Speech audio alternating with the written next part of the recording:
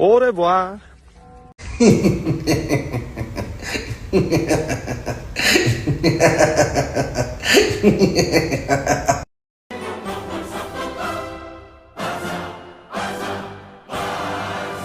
Bonsoir les amis, j'espère que vous allez tous très bien. Victoire 4 buts à 1 du FC Barcelone contre le Bayern Munich. Humiliation à domicile. Enfin, j'ai envie de dire, enfin le Barça rompt la malédiction contre le Bayern Munich parce que depuis la victoire 2015, on n'a plus gagné contre eux. Donc enfin, on le fait avec la manière, avec le score qui va avec. Et je pense qu'aujourd'hui, on est tous heureux et fiers quelque part d'être barcelonais parce que cette victoire-là valide en quelque sorte le début de saison du Barça. Tout ce qu'on a vu jusque-là, c'était de très bonnes performances et tout. Mais on avait toujours ce doute-là, on avait toujours cette appréhension-là de dire que face au goût d'Europe, qu'est-ce que ça va donner? Et aujourd'hui, je pense qu'on a la réponse. Désolé pour ma voix, c'est parce que je suis un peu malade cette temps-ci. C'est d'ailleurs pour ça que je n'ai pas fait le débrief du match contre Séville. L'avant-match aussi, je l'ai fait, mais j'étais pas à 100%. Aujourd'hui aussi, vous allez constater que ma voix, c'est pas trop ça. Donc, ne vous inquiétez pas, j'essaierai quand même de faire des vidéos malgré ça. Donc, je disais que ce match-là était très important pour le Barça. Tu bats ton pire ennemi en Europe, 4 buts à 1. Individuellement, les joueurs font tous des top performances et collectivement, que dire de cette équipe?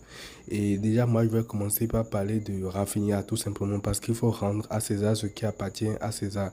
On l'a tellement critiqué ce joueur, à juste titre aussi, parce qu'il n'était pas bon, parce que la plupart du temps, quand on critique un joueur, c'est pas qu'on est contre lui forcément, c'est qu'on analyse les performances qu'il fait à un moment donné et on le critique. Mais depuis, on sent quand même que le joueur a progressé, a travaillé, n'a rien lâché et aujourd'hui ça se voit en fait. Si on m'avait dit que c'est Rafinha qui allait mettre un triplé lors d'un match comme ça contre le Bayern Munich à domicile, je pense qu'on ne l'aurait jamais cru il y a quelques mois.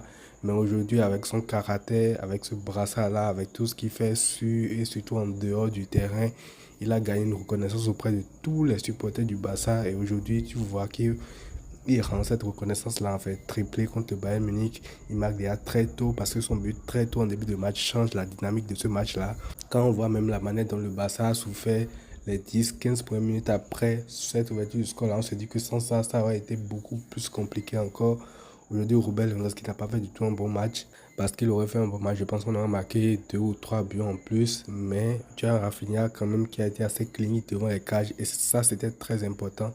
Parce que dans l'avant-match, j'avais dit que dans ce match-là, ce qui ferait la différence, ce serait la capacité à gérer les temps forts et les temps faibles. Et en premier temps, globalement, le Barça n'a même pas eu 1000 situations. Mais à chaque situation qu'on a eue, on a su en faire quelque chose de bon. Rafinha a su bonifier tout ça. Et il finit logiquement homme du match aujourd'hui pour sa centième avec le Barça. Il ne pouvait pas espérer mieux. Recevoir le Bayern Munich à domicile et marquer 3 buts. Et 3 buts de qualité en fait. C'est pas des buts juste comme ça en fait. C'est pas un triplé pour un triplé. Mais c'est 3 buts de très très grande qualité. Déjà le premier but, ça vient très tôt en début de match. Il va en face à face contre Manuel avec plein de sang-froid. Il élimine, il marque ce but-là.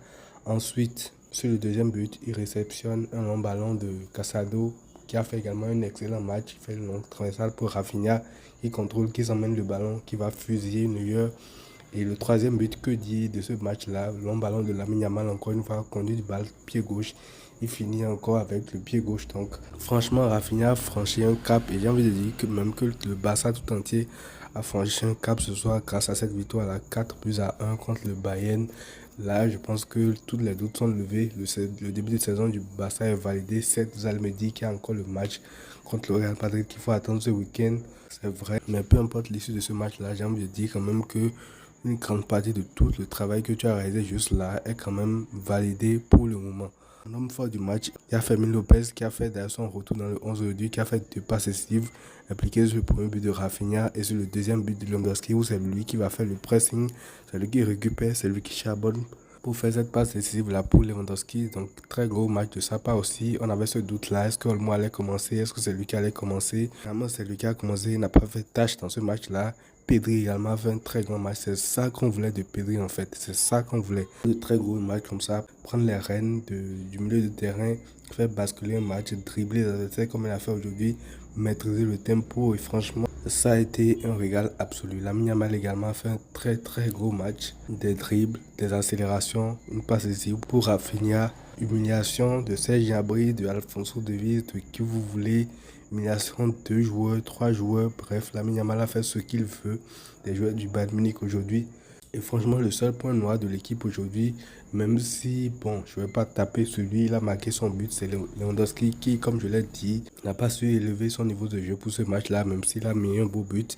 Il a perdu pratiquement tous les duels aériens, il n'a pas su jouer dos au jeu avec l'équipe. Chaque fois que Iñaki ou quelqu'un d'autre mettait un long ballon sur lui, il perdait systématiquement le ballon, donc ça a été un peu plus compliqué pour lui, mais voilà.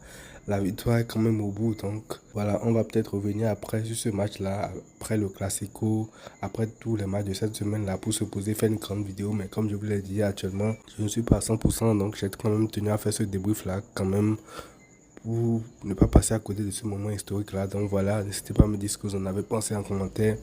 Qu'est-ce que vous avez ressenti après cette victoire-là? Je lirai tout ça. Prenez tout soin de vous les amis et à très vite.